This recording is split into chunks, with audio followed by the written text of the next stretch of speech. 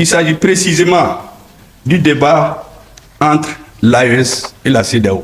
Attachez vos ceintures.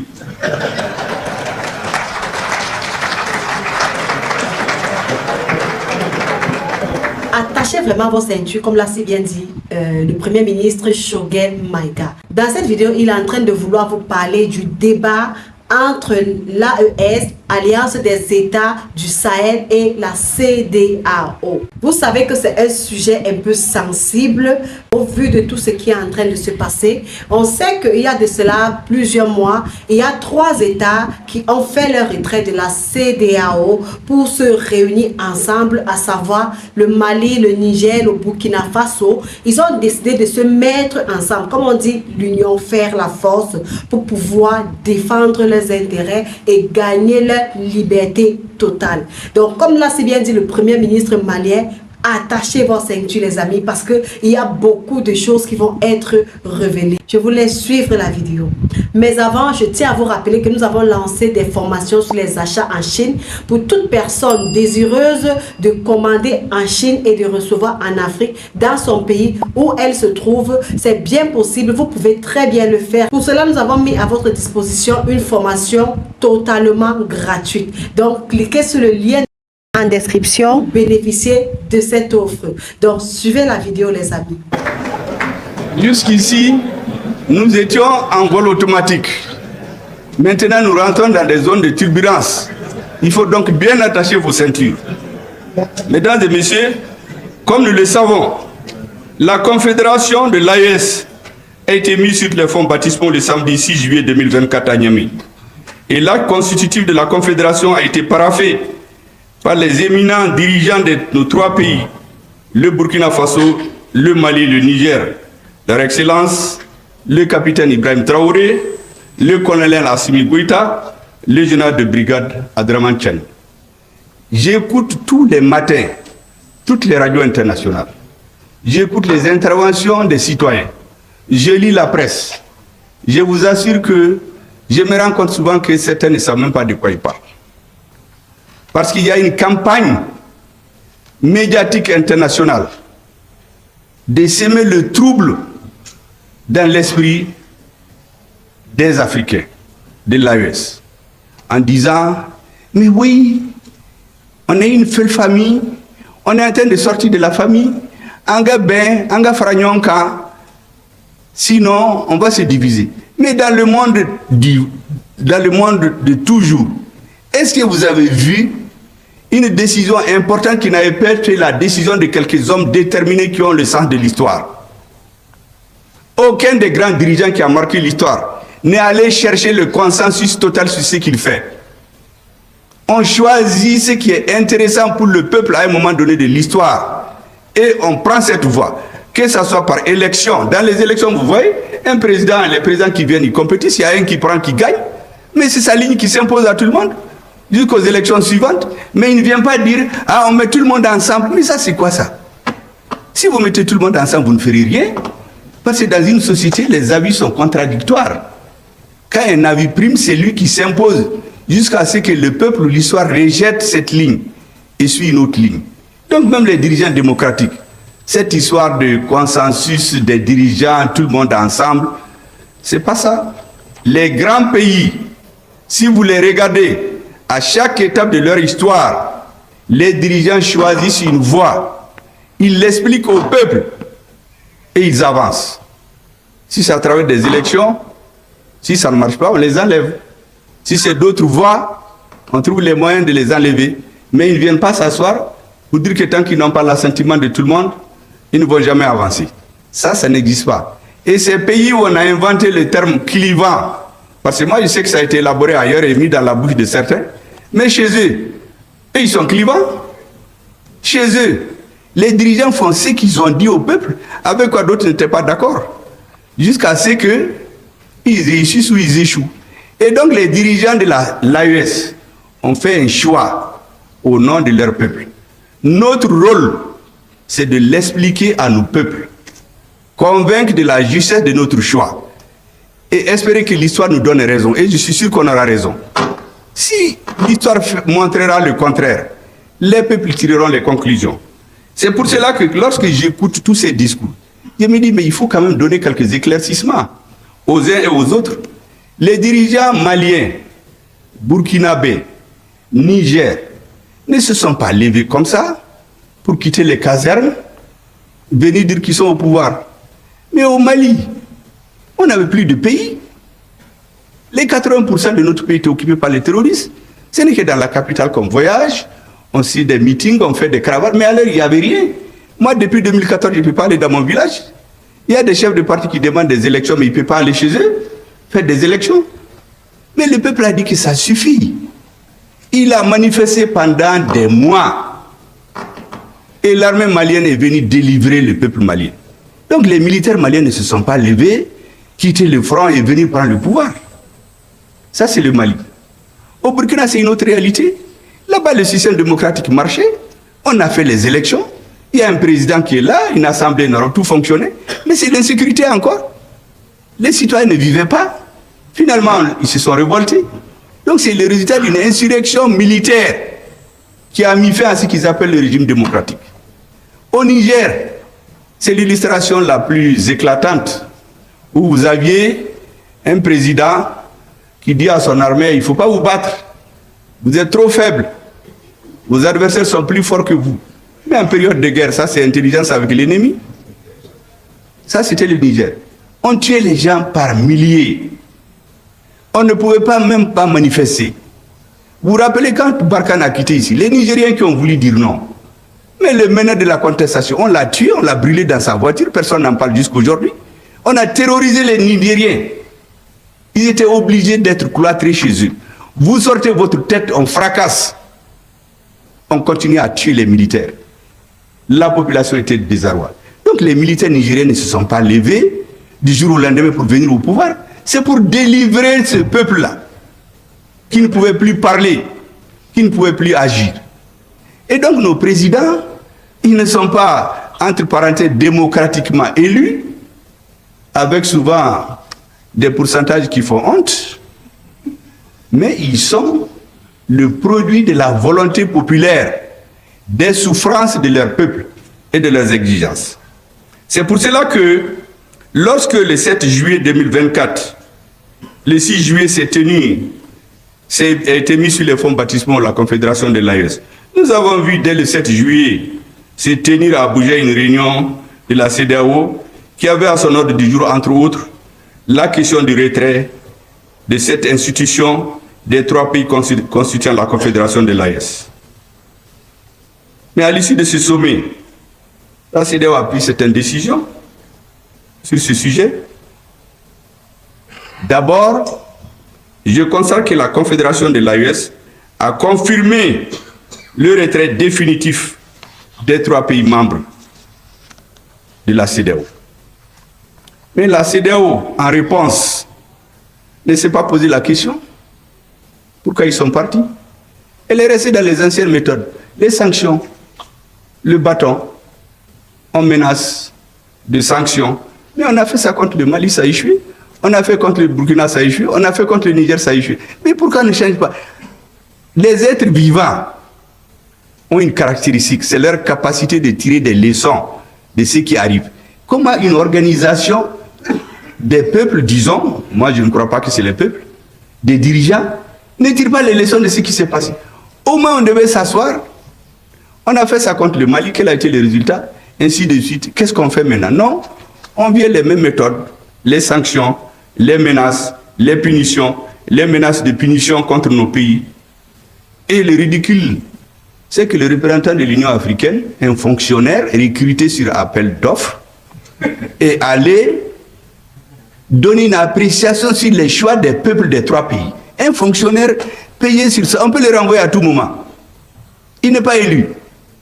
Il va condamner le Niger, le Burkina et le Mali. Mais ce n'est pas la première fois. Vous vous rappelez quand au Mali il y a eu le changement de régime? C'était un fonctionnaire de la CEDEAO, avant la conférence des chefs d'État, qui a décidé de sanctionner le Mali. Mais pourquoi les Africains ne retiennent pas la moindre des choses, des leçons qu'ils ont apprises? Mais ces organisations, c'est très clair que c'est la conférence des chefs d'État qui prend une décision. Mais pourquoi un fonctionnaire va prendre des décisions? Bon, voici le problème des Africains.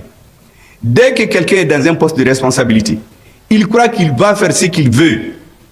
Or, il faut faire ce que la loi a dit. Donc, ce que ce fonctionnaire de l'Union africaine a fait, ce n'était pas la première fois.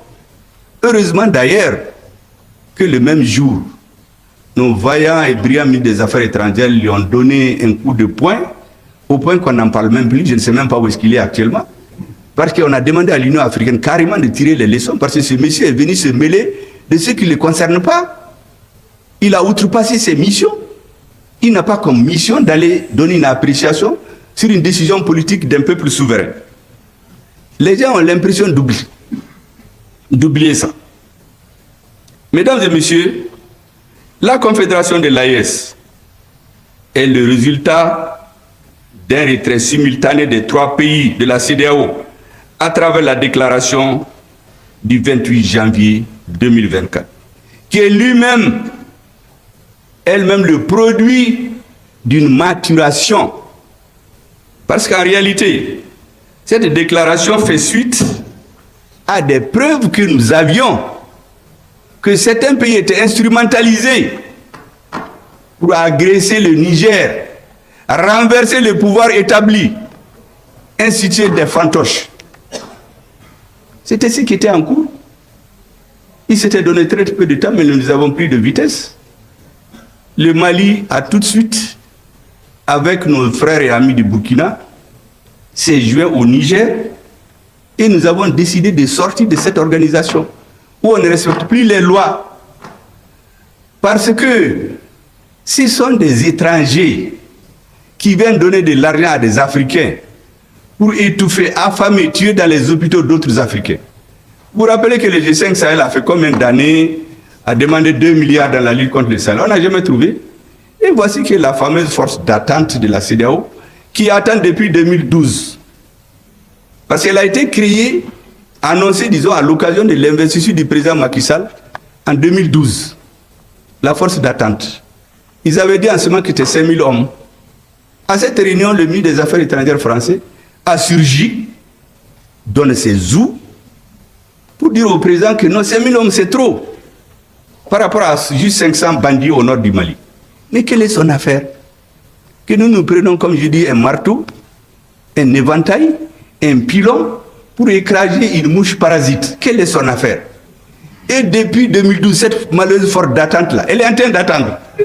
Et c'est l'autre jour qu'on a dit qu'on lui a trouvé 3 milliards pour aller attaquer le Niger. 3 milliards qui viendraient de l'étranger. Donc l'étranger sort l'argent, on finance, on met le couteau dans la main d'un Africain qui va poignarder son frère. Mais nous avons appris à lire l'histoire. Parce que la différence entre l'homme et les autres êtres vivants, c'est qu'il tire les leçons, il analyse.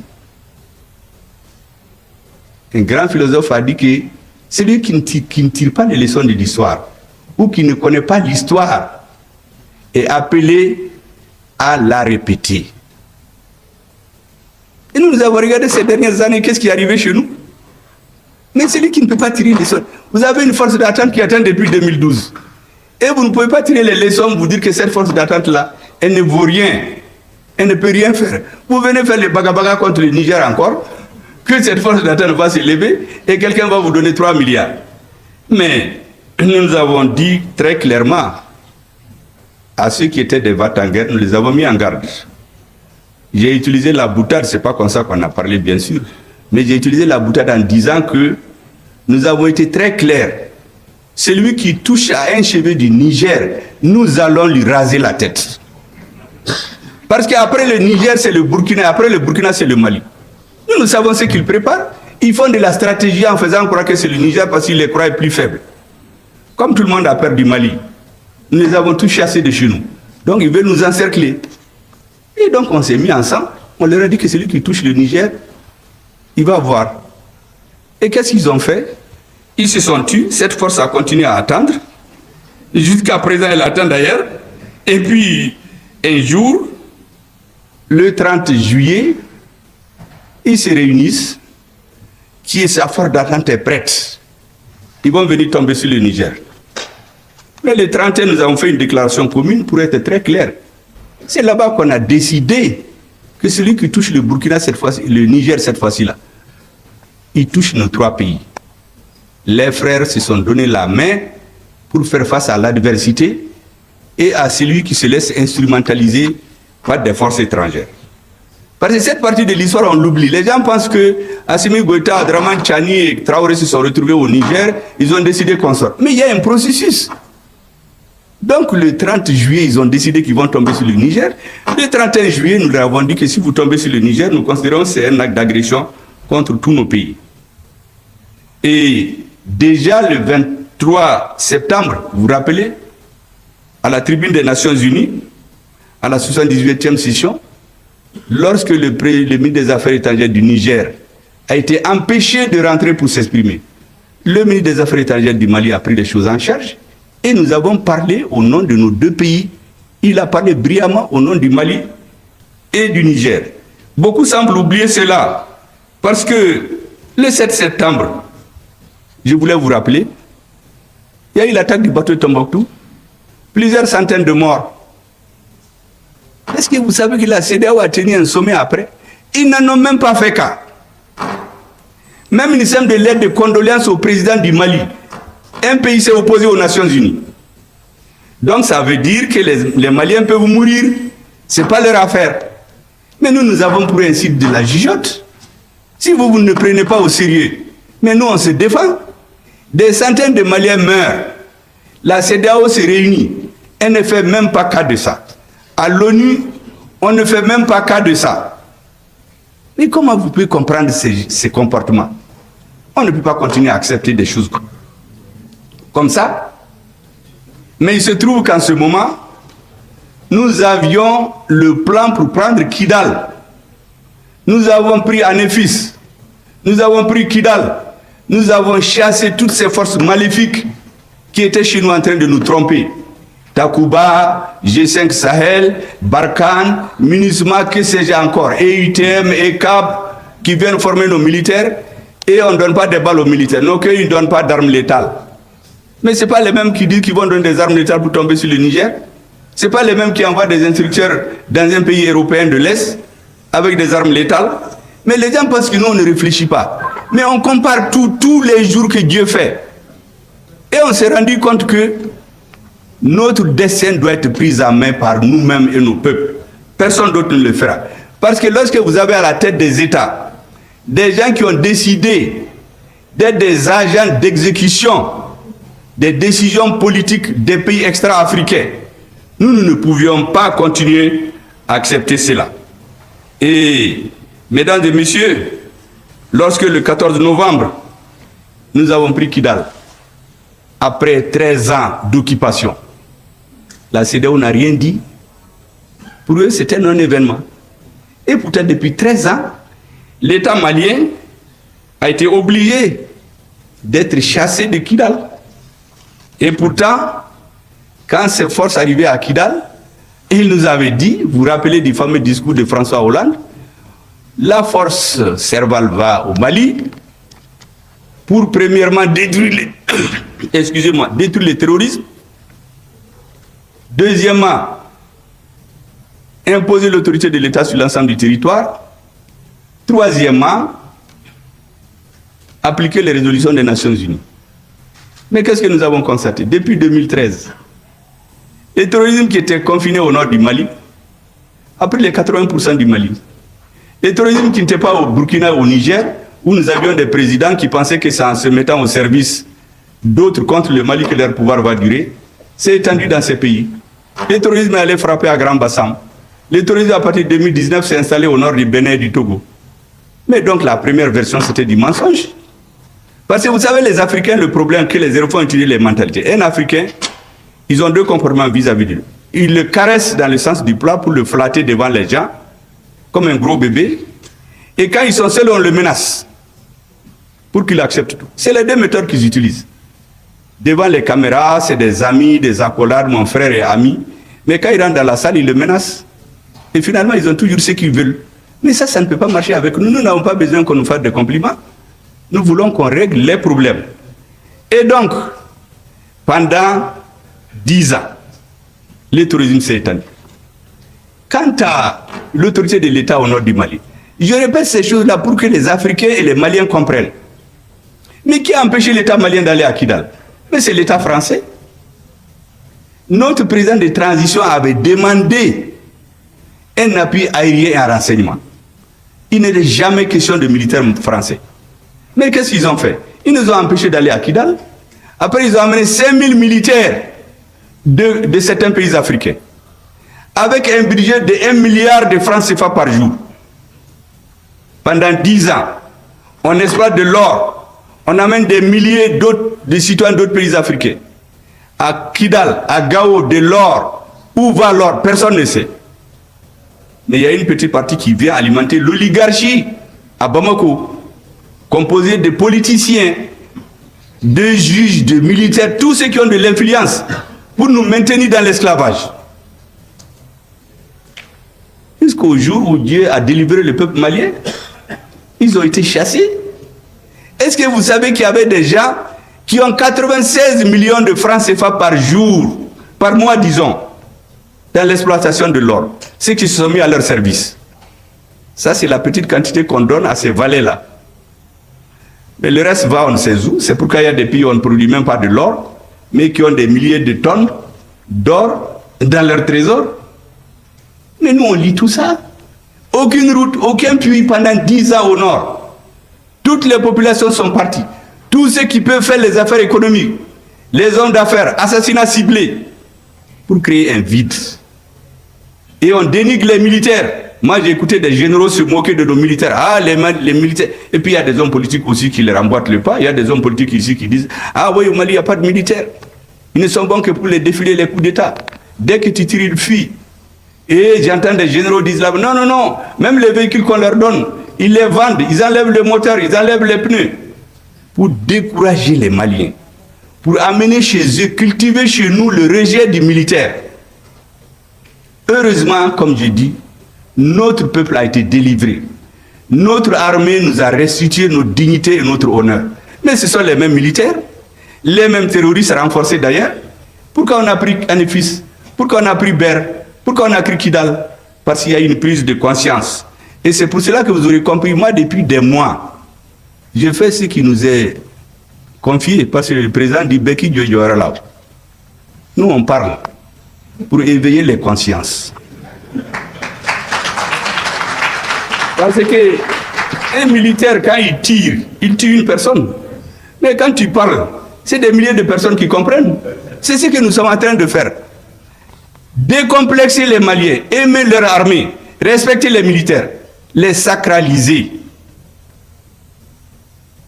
C'est ce que nous sommes en train de faire. Et dans l'affaire de l'AES, on est en train de leur porter l'estocade de la contradiction. C'est eux qui ont créé les conditions du retrait des pays de l'AES. Et ils vont se réunir. Est-ce que vous imaginez cette CEDEAO? Les gens ne payent même pas leurs cotisations. C'est l'Union européenne qui paye leurs cotisations. Et c'est eux qui complètent leur budget.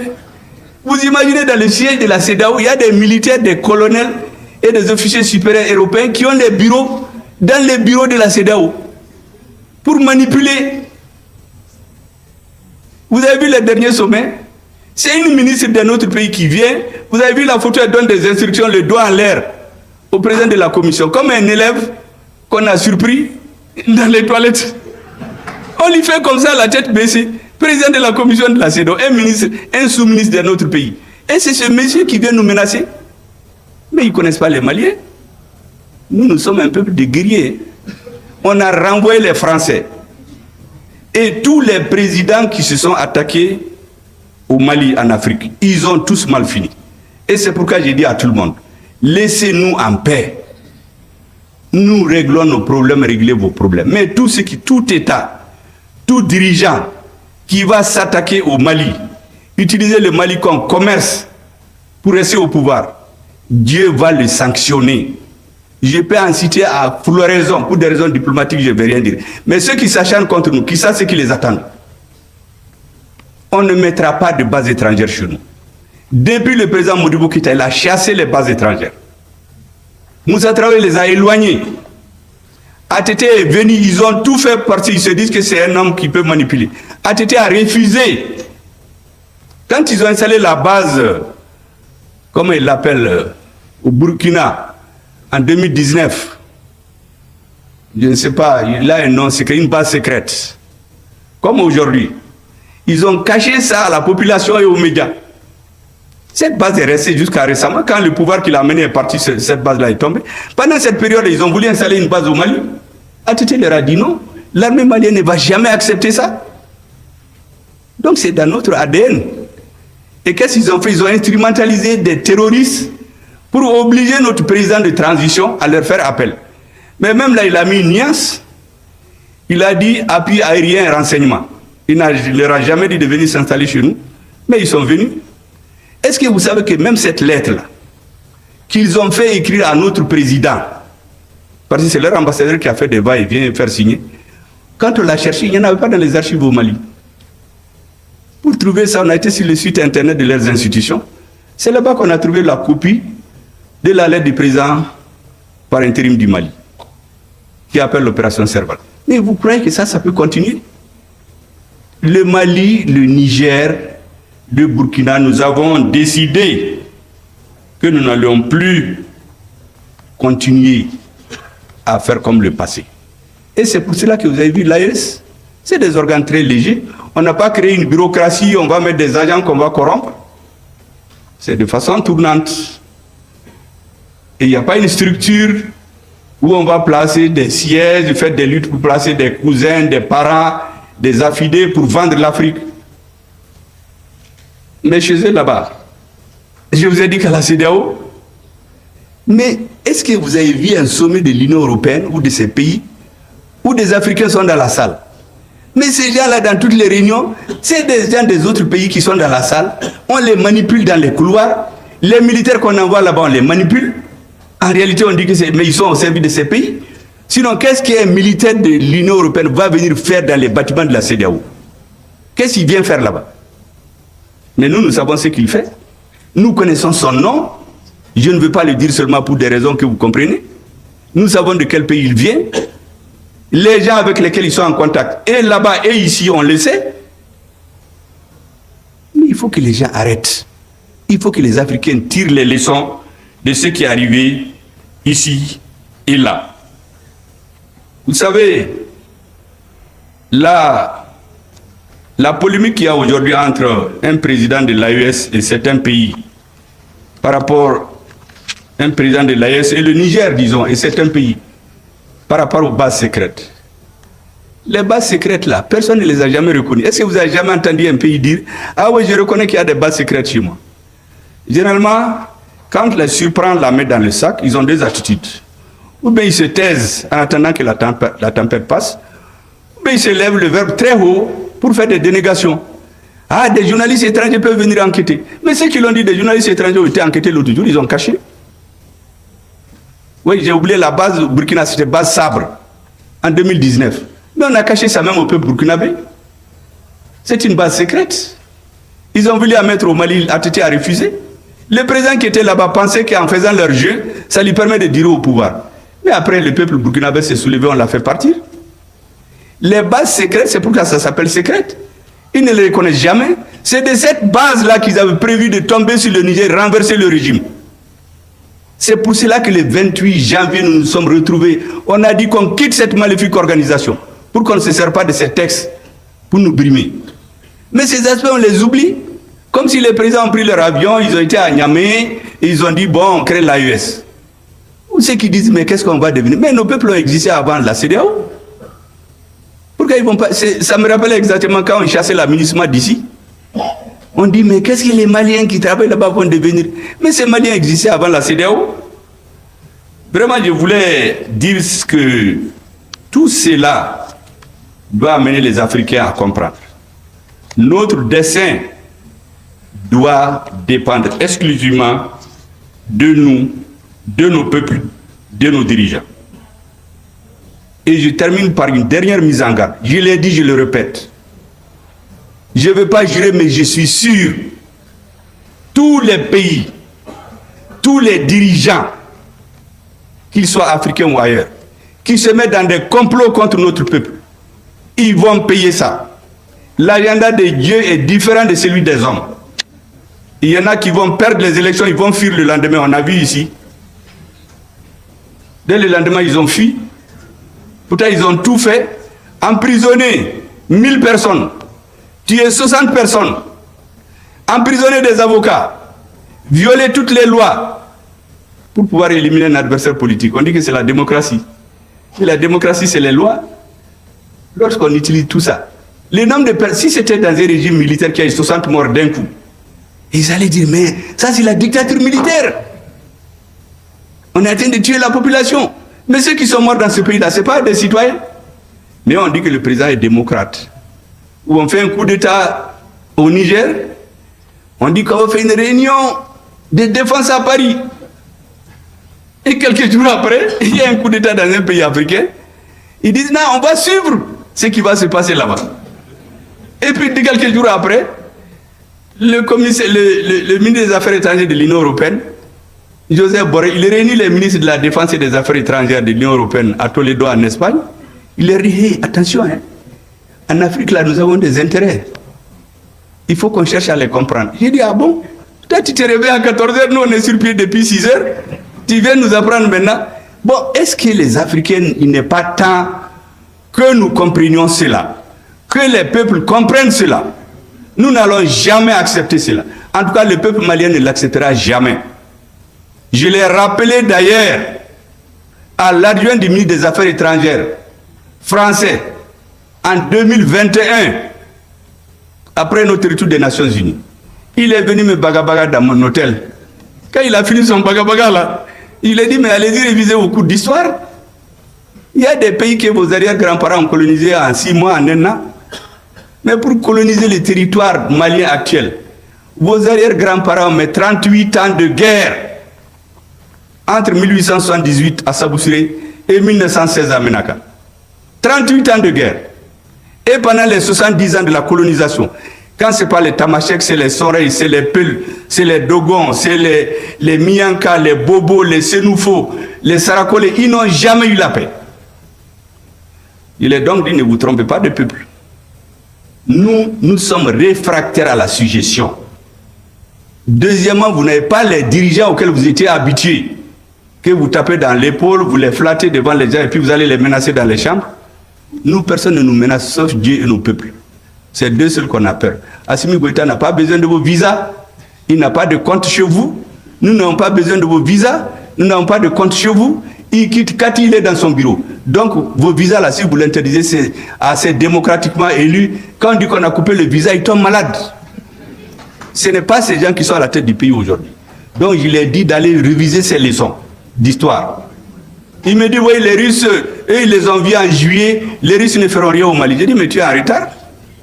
Moi, j'ai vu notre ministre des Affaires étrangères a parlé avec le ministre des Affaires étrangères russe en septembre. Vous avez parlé en juillet pour aller leur dire de ne rien faire au Mali. Mais nous, on a parlé avec eux en septembre. Ils disent qu'ils vont respecter tous leurs engagements. J'ai dit, donc, ces données sont caduques, monsieur l'ambassadeur. Donc, vraiment, regagnez votre bureau et attendez un autre dirigeant pour le menacer. Ça, c'est fait le lendemain du 24 septembre. Et c'est ce que nos présidents continuent. Donc, il n'y a rien de nouveau sous le soleil. C'est un processus de conservation de la dignité de nos peuples qui a conduit à la création de l'AES. Ce n'est pas les caprices de 3 personnes seulement. C'est ailleurs qu'il y a les caprices. Parce que si on demande à ces peuples-là, les peuples ne vont jamais l'accepter. Je vous ai donné l'exemple. Certains avaient pensé que les terroristes c'est au Mali seulement. Ils ont voulu faire de leur pays une base arrière. C'était le Burkina en 2013-2014. Ils ne savaient pas que ça allait arriver chez eux. Au Niger, c'était la même chose. Le terrorisme est arrivé au nord du Bénin depuis 2019. Si les gens continuent à cacher ces bases pour attaquer les pays de l'AES, non seulement ça ne réussira pas, mais comme j'ai dit, en tout cas, tout pays qui va attaquer le Mali, je ne connais pas les autres, il va mal finir. Il faut donc nous laisser en paix. Que chacun fasse ce qu'il veut chez lui. Mais qu'on ne vienne pas se mêler de nos affaires intérieures. Vraiment, mesdames et messieurs, ce sont ces choses-là que je voulais expliquer pour que tout le monde entende et tout le monde comprenne. Moi, j'ai écrit depuis 2019 la faillite de l'État malien. Toutes les prises de position officielles dans les institutions françaises au Sénat, à l'Assemblée, au gouvernement, des gens qui ont dit qu'il faut diviser le Mali. Je l'ai édité en 2019. Ils ont dit que je suis un subversif avec des bagabagas. C'est ce qu'ils font. Je vous ai dit, quand ils vous voient, ils vous menacent, quand vous êtes deux. Quand il y a des gens, on vous caresse, vraiment, vous êtes un ami, un pays ami. Nous, ça ne marche pas chez nous. Hein. On regarde les faits. D'après Lénine, en russe, on dit fakti ou priami. Ça veut dire que les faits sont têtus. Il y a des gens qui les répètent, ils ne savent même pas de qui c'est vient. Nous, on regarde les faits. Les compliments qu'on donne aux Africains, qu'on essaie de prendre comme des gros bébés, ça ne marche pas avec nous. Voici les messages, mesdames et messieurs, que je voulais vous délivrer et vous dire que les Maliens comptent sur vous. La réforme de la justice, en même temps que ce que l'armée est en train de faire, parce que les militaires ont accompli près de 80% de leur travail. Hein. Mais le reste de la société, on est en train de commencer. Hein. Vous avez vu, les États généraux n'ont pas fini de se tenir. Le peuple attend tout de vous. Parce que la force et la justice, c'est ce qui va faire une société. Dans un pays, les citoyens doivent avoir peur de la force de l'État et avoir honte des sanctions de la justice. Sur ce, mesdames et messieurs, je déclare solennellement ouverte la cérémonie des États généraux du notariat du Mali. Merci bien, Dieu vous bénisse. Je tiens toujours à vous rappeler qu'il y a une formation que nous avons lancée pour vous sur les achats en Chine. C'est une formation qui va vous montrer, qui va vraiment vous aider à pouvoir faire les achats en Chine et recevoir en Afrique. Peu importe là où vous vous trouvez, que vous soyez en Côte d'Ivoire, au Gabon, au Mali, peu importe là où vous vous trouvez les amis, vous pouvez suivre cette formation et commencer à importer depuis la Chine et recevoir dans votre pays sans toutefois vous déplacer les amis. Eh bien, c'est tout ce que je voulais partager avec vous. D'ici à là, portez-vous bien et retrouvons-nous dans la prochaine vidéo. À très bientôt.